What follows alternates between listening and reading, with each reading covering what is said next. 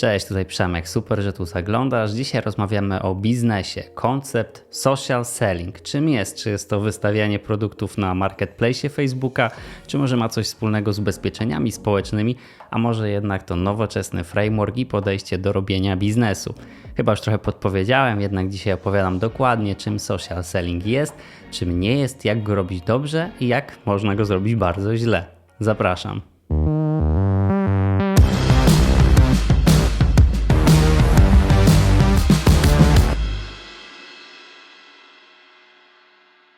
Zacznijmy od początku, czyli od definicji, której Wam nie podam, bo definicji jest parę i ja nie do końca się z nimi zgadzam.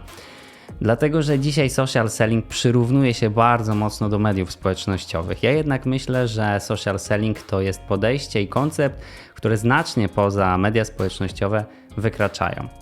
Patrząc tak ewolucyjnie na to, jak robi się biznes na świecie, jak podchodzi się do rozwoju biznesu, do sprzedaży, to ja takich początków social sellingu upatrywałbym w takiej klasycznej chęci budowania swojej sieci, swojego networku. Czyli kiedyś na te potrzeby odpowiadały takie lokalne, a często już później też nielokalne organizacje biznesowe skupiające się dookoła jakiegoś jednego tematu typu tygrysy technologii. Wiecie, spotykali się tam panie i panowie, którzy byli wpływowi w danej branży, dookoła danego tematu, dyskutowali o przyszłości biznesu, o przyszłości właśnie ich konkretnej branży i przy okazji budowali swoje relacje z innymi osobami z tego podwórka.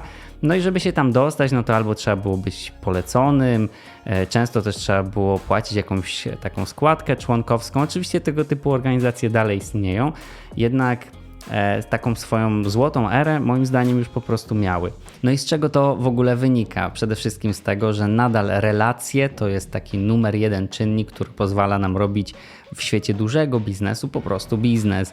Na przykład jeśli sprzedajemy produkty czy usługi o niskiej wartości tak jednostkowo, no to nie ma to aż takiego znaczenia. Jeśli natomiast rozmawiamy o usługach B2B, gdzie te takie tikety są naprawdę dużej wartości, w setkach tysięcy, często w milionach, no to takie transakcje nie dzieją się przypadkiem i najczęściej dzieją się tam, gdzie właśnie była bardzo dobrze zbudowana relacja pomiędzy sprzedającym a kupującym. Więc ludzie zawsze mieli taką potrzebę, żeby tę swoją sieć kontaktów rozbudowywać. No i dzisiaj z racji tego, że taki rynek światowy się dla nas bardzo łatwo otwiera, że coraz łatwiej jest wejść geograficznie na nowe rynki, ponieważ mamy wszystkie rozwiązania cyfrowe, mamy internet, już ten klient z kraju obok albo nawet z drugiego końca świata, to nie jest klient tak odległy dla nas, że niemożliwy do pozyskania. Jak najbardziej możemy takie transakcje robić, możemy taki biznes budować. Więc wykorzystujemy technologię, wykorzystujemy internet, żeby mieć większy zasięg. I w erze tego typu rozwiązań ten cały koncept potrzeby rozbudowywania i wygrzewania tych relacji przeniósł się w dużej części do internetu, więc coraz więcej mamy takich organizacji pisanych, nazwanych albo też niepisanych, bo to są te takie sieci, które powstają dookoła nas w ramach naszych mediów społecznościowych czy przestrzeni w internecie, w których jesteśmy obecni. No i one umożliwiają nam w zasadzie to samo, co te lokalne organizacje biznesowe wcześniej. Czyli właśnie budowanie i rozbudowywanie naszej sieci kontaktów i wygrzewanie, budowanie tych relacji, które w ramach tej sieci powstają.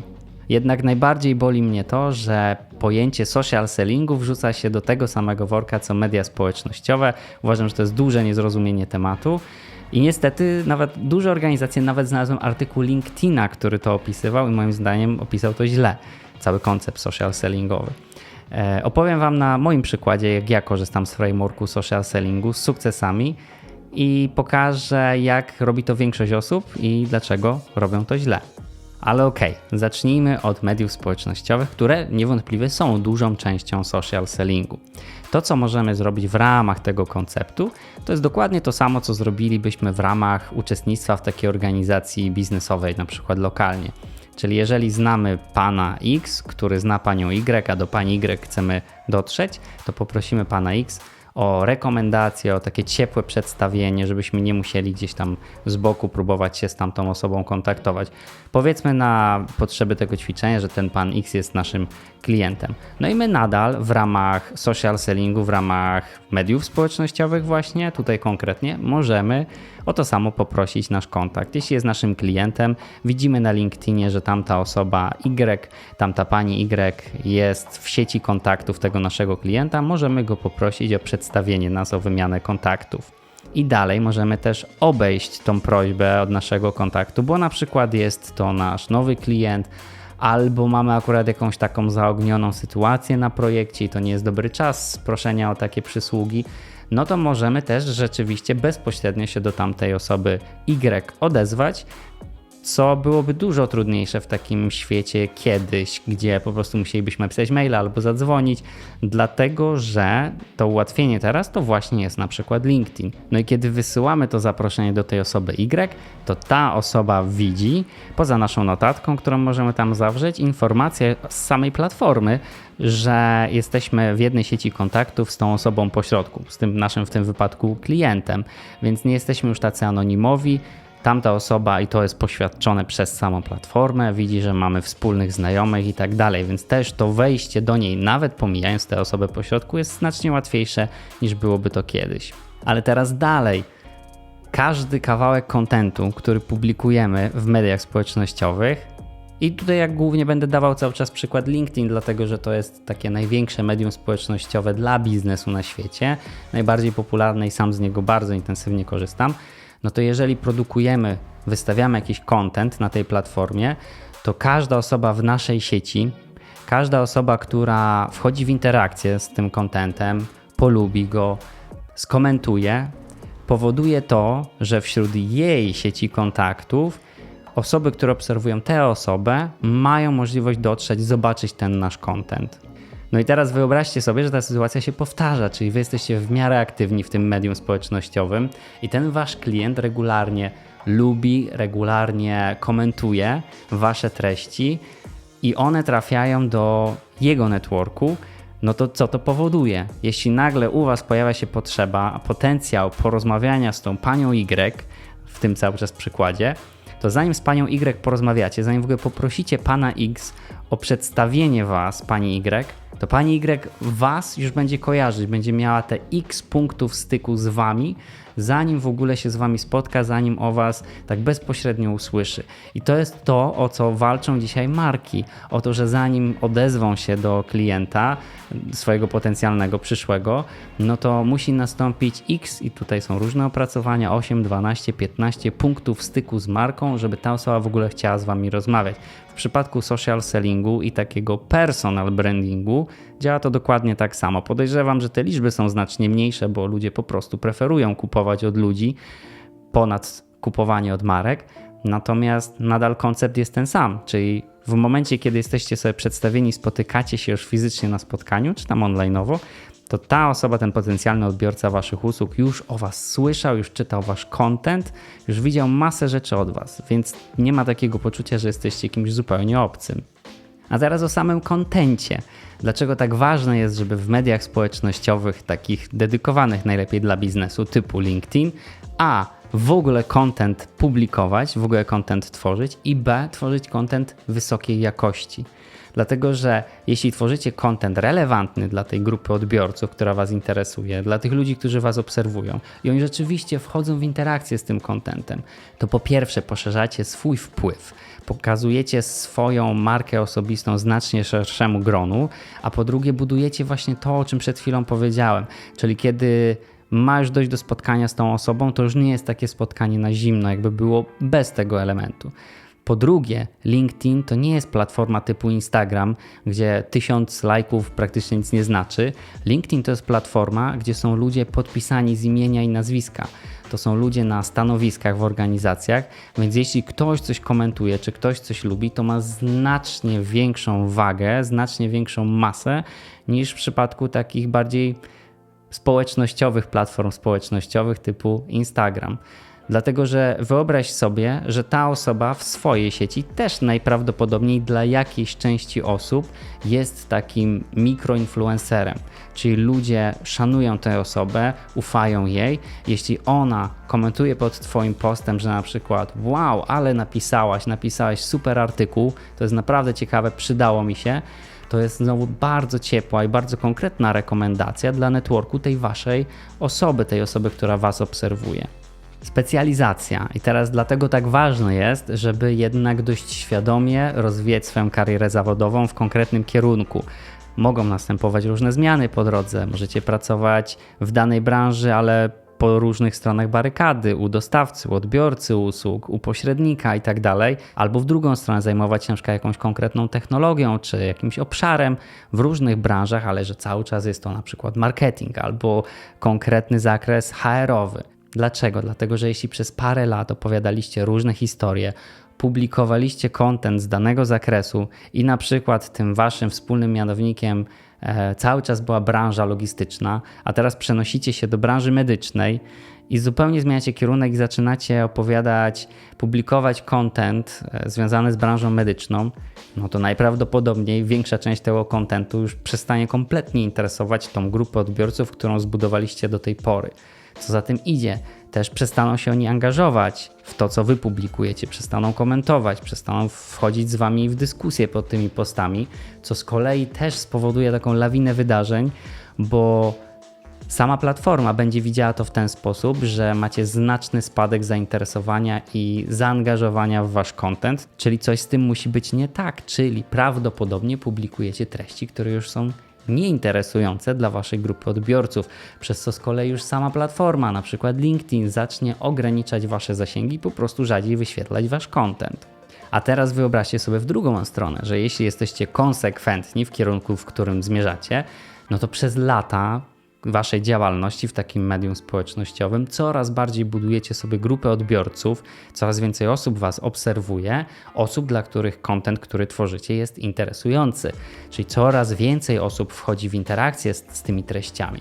Czyli to też jest sygnał dla tej platformy, że to ten gość robi ciekawe rzeczy, czyli warto go pokazywać jeszcze szerzej. I już dalej w networkach tych poszczególnych osób, które wchodzą w interakcję z contentem, znowu buduje się wasz zasięg, buduje się świadomość waszej osoby, więc budujecie to, co cały czas wam chodzi. I teraz dalej, jeśli z tego miejsca przejdziecie do świata rzeczywistego, czyli na przykład później pojawiacie się na jakimś wydarzeniu za granicą, na rynku, pod które treści też celowaliście, no to zdarzają się takie sytuacje w stylu, że wchodzę na event i słyszę gdzieś tam przy wejściu: hej Perez Mysław, w ogóle ale super, że tu jesteś, ja cię kojarzę z LinkedIna, czytałem twój artykuł, oglądałem twój film, No i nagle się okazuje, że on oglądał, bo to do niego dotarło, dlatego że on jest w ramach tej grupy, która mnie też biznesowo interesuje, bo ja opowiadam na przykład o technologii w finansach, a to jest dyrektor technologiczny, dyrektor techniczny z jakiejś dużej firmy. No i mam naturalne wejście, naturalny start rozmowy, zaczynamy te rozmowy z zupełnie innego miejsca, gdyby tych punktów styku jego ze mną internetowo wcześniej nie było. I teraz pytanie, czy w ramach social sellingu istnieje coś poza social mediami? No oczywiście, że istnieje, to jest właśnie ten sposób, w jaki ja social selling wykorzystuję, czyli znacznie wychodzę poza obszar online'owy i integruję go z obszarem offline'owym. Biorę udział w masie jakościowych eventów w krajach, na rynkach geograficznie, tak mówiąc, które mnie interesują też tak komercyjnie, czyli publikuję treści dla tych osób z danej branży, z danego obszaru, które są dla nich ciekawe, interesujące i później rzeczywiście pojawiam się fizycznie u nich w kraju, pojawiam się fizycznie na evencie, na którym jest duże prawdopodobieństwo, że oni również się pojawią. Oni, mówię w sensie osoby, które są dla mnie ciekawe również komercyjnie, z którymi mogę zrobić biznes. No i po pierwsze, właśnie mam odhaczone te x punktów styku, zanim w ogóle się z tą osobą spotkam. Oni już mieli szansę poczytać trochę o mnie, poczytać treści, które ja produkuję, zdobyć trochę wiedzy czy informacji w ramach mojego kontentu, no i dopiero siadamy do rozmów i się poznajemy i tutaj właśnie pojawia się też cały aspekt psychologiczny, że dużo łatwiej w świecie tego dużego biznesu, usług B2B robi się biznes, kiedy można spotkać się fizycznie. Zupełnie inny poziom wejścia, zupełnie inny poziom zaufania, kiedy możemy sobie spojrzeć w oczy, uścisnąć sobie ręce, więc to jest taka wisienka na torcie, kiedy rzeczywiście możemy sfinalizować powiedzmy tę znajomość na tym etapie i przejść do rozmów o biznesie. Czyli dla mnie tak naprawdę media społecznościowe w social sellingu to jest taka dźwignia do robienia tego, co się robiło kiedyś, co ja też i tak robię, do budowania swojej sieci kontaktów, do rozbudowywania jej i do wygrzewania, do budowania relacji w ramach tej sieci po to, aby spróbować wspólnie w ramach tej grupy zrobić relacyjny biznes. A po co w ogóle ten social selling? No bo przecież tak naprawdę to jest jakiś rodzaj marketingu online'owego w dużej części, poza tą częścią offline'ową. No ale jednak jak ja sobie pomyślę o firmach B2B, które rzeczywiście sprzedają drogie usługi, drogie w tym sensie, że to są te duże tikety, czyli nie mamy jakiejś tam miesięcznej subskrypcji i tak dalej, tylko rzeczywiście mamy wolumenowo drogie rozwiązania, no to wyobraźcie sobie firmy, które przyjmują 100% takie rozwiązania e-commerce'owe tak naprawdę, czyli próbują sprzedawać swoje rozwiązania digital marketingiem z pomocą rozwiązań SEM. No dzisiaj na tak przesyconym rynku, kiedy większość osób w ogóle ma adblocki i nie chce oglądać reklam i przy tym całym chaosie i tej masie informacji, która do nas codziennie napływa, to jest po prostu już nieciekawe. Na tego typu rynku, w świecie dużego biznesu, to tak naprawdę ten model się już skończył. Ja znam parę firm, które w ten sposób działają i które w tym momencie odnotowują straszne spadki zainteresowania i strasznie wychudzony pipeline, swój marketingowy, swój sprzedażowy. I myślę, że główna część ich sukcesu nadal w tym momencie, jeśli jest, to wynika z tego, że weszli w to w bardzo dobrym momencie. Te 10-7 lat temu, kiedy było bardzo dużo przestrzeni na to na rynku i dużo łatwiej było skalować tego typu operacje niż na przykład operację outboundową. O outboundzie i inboundzie opowiadałem w osobnym filmie. Serdecznie zapraszam do sprawdzenia. No a dzisiaj po prostu jest coraz trudniej walczyć, licytować o te słowa kluczowe, robić dobrze adsy, docierać do ludzi. Dlatego właśnie z powrotem wróciliśmy do czasów, kiedy takie relacje, prawdziwe relacje międzyludzkie mają większe znaczenie. Ponadto pojawia się coraz częściej temat personal brandingu. Ludzie znowu wolą kupować od ludzi. Nie mówię tutaj ponownie o małych usługach, nie mówię tutaj o produktach, bo tu jak najbardziej częściej nawet chętniej kupimy od bota na stronie niż porozmawiamy z konsultantem, który coś nam będzie próbował wciskać. Mówię tutaj o świecie B2B. I dlatego cały framework social sellingowy znowu ma sens i w dodatku jeszcze w dużej części opiera się właśnie o część online'ową, którą do pewnego momentu możemy skalować. O część online'ową, która pozwala nam zbudować dużo większy zasięg, no i jest fantastycznym takim wehikułem dla budowania naszej marki osobistej. I teraz jak ja korzystam z social sellingu? Tak wypunktuję Wam po kolei. Pierwsza rzecz to patrzę na ten framework znacznie szerzej niż online i media społecznościowe i integruję część online'ową z częścią offline'ową. Od wielu lat trzymam się tych samych tematów dookoła rozwoju biznesu, dużego biznesu i dookoła technologii. Publikuję content, który może coś wnieść, czyli czasem to będzie wiedza, czasem to będzie informacja, czasem to będą moje jakieś personalne przemyślenia odnośnie różnych spraw, odnośnie leadershipu na przykład, a czasem to będzie czysta rozrywka i wstawiam coś po prostu, żeby wywołać uśmiech na twarzach ludzi w mojej sieci kontaktów, bo szczególnie w dużym biznesie zdarza nam się zapominać, że warto też mieć fan z pracy. Następna rzecz to jestem autentyczny, czyli taki jak jestem online'owo, to jestem offline'owo, co też się znowu wpisuje w ten mój model połączenia online'u z offline'em. Jak się już z kimś spotykam później na evencie, to nie ma takiego wrażenia, że ale to chyba to jest ktoś inny. No nie, to jestem ja, to się wszystko zgadza, end to end, jestem Przemek, jestem taki sam. Wchodzę w interakcje z ludźmi, którzy są w mojej sieci kontaktów, czy nawet szerzej, czy jestem dość aktywny, komentuję, publikuję, radzę. Bardzo często też łączę ludzi, czyli jeśli widzę, że jeden z moich kontaktów szuka czegoś, a drugi z moich kontaktów to dostarcza, no to po prostu to są takie momenty, które uwielbiam. Jestem takim urodzonym networkerem, matchmakerem i uwielbiam tych ludzi ze sobą łączyć. Pracuję też bardzo dużo w ramach moich mediów społecznościowych, moich przestrzeni z wideomarketingiem, co znowu pozwala też w tym tłumie, w tym chaosie informacyjnym bardziej wyciągnąć moją osobę, czyli to nie jest tak, że widzisz jakiś suchy tekst ode mnie, bardzo często to będzie właśnie format wideo, o tym na pewno nagram jeszcze osobny odcinek, bo to jest bardzo ciekawy temat. Poza tym też tak już komercyjnie wykorzystuję na przykład media społecznościowe do takiego nowoczesnego prospectingu. O tym, jakie role, jak wygląda proces prospectingowy w nowoczesnych przedsiębiorstwach opowiadałem w osobnym filmie. Serdecznie zapraszam. I właśnie dzięki temu wszystkiemu według LinkedIn mam Social Selling Index na bardzo wysokim poziomie. Zwykle to jest top 1% w moim zespole, w mojej sieci kontaktów i w branży, w której działam.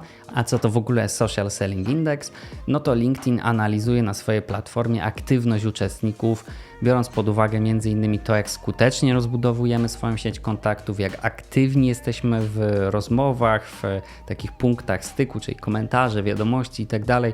z ludźmi w naszym networku, jak dobrze mamy wypełniony swój profil itd., jak dużo osób nas odwiedza, czyli pokazuje potencjał nasz taki osobowy, ale właśnie w ramach tej platformy do nawiązywania kontaktów z nowymi ludźmi i do wpływu, do bycia takim influencerem na platformie, czyli to jakby to nie jest już taki końcowy wynik, tylko to pokazuje właśnie potencjał. No i myślę, że warto nad tym Social Selling Indexem pracować, dlatego że to jest jakaś liczba, czyli możemy tutaj mieć jakiś cel, no i jak będziemy coraz bardziej aktywni w ramach platformy, no to też będziemy widzieć, że te wyniki się poprawiają. To wszystko na dziś. Jeśli podobał Ci się ten odcinek, zasubskrybuj i do następnego. Cześć! No a w ramach wesołej anegdoty opowiem coś, co już kiedyś wspominałem w jednym z odcinków, mianowicie, że z racji tego, że ja na LinkedInie jestem oznaczony w ramach jakiejś branży i na jakimś, powiedzmy tam w miarę wysokim poziomie stanowiska, no to bardzo dużo osób ma mnie na swojej liście targetowej, firmy po prostu do mnie się odzywają, proponują mi różnego typu usługi. No i najczęściej widzę próbę robienia social sellingu i to jest bardzo złe, nigdy tak nie róbcie i to jest właśnie to, jak większość osób wyobraża sobie w ogóle social selling, a to social selling zdecydowanie nie jest. Czyli idzie zaproszenie do mnie, cześć Perez Emysław, widzę, że robisz to i tamto, o jak fajnie będzie być razem w jednej sieci kontaktów, żebyśmy mogli wymieniać się wiedzą i doświadczeniami. Ja mówię, wow, ale fajnie, nikt mi nic nie proponuje od początku, super, akceptuję. Następnego dnia dostaję wiadomość, cześć Perez Emysław, super, że zaakceptowałeś zaproszenie. No to słuchaj, bo nasza firma świadczy takie usługi księgowe i chciałbym Ci zaproponować spotkanie. Stary, w ogóle no bez sensu, nie odpisuję.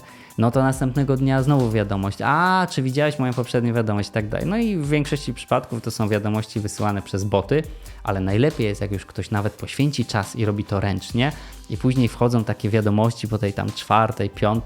typu próbujące wywołać winę. A czy miałeś czas to obejrzeć, bo ja tutaj jak Ci wysyłam te wiadomości, a może niepotrzebnie, no kurczę, odpowiedz, czy Cię to interesuje i tak zaczyna się robić taka presja, no bo ktoś z drugiej strony czeka, żeby tylko odznaczyć to okienko w statystykach, czy ten Perez Emysław to jest jakaś opcja, jest jakiś temat do rozmowy, czy nie. No to nie różni się niczym od wyciągania ze skrzynki pocztowej ulotek ze sklepu meblowego, no to jest po prostu 100% spam, zdecydowanie nie social selling. A social selling to jest mega fajny koncept, tylko trzeba go po prostu robić dobrze.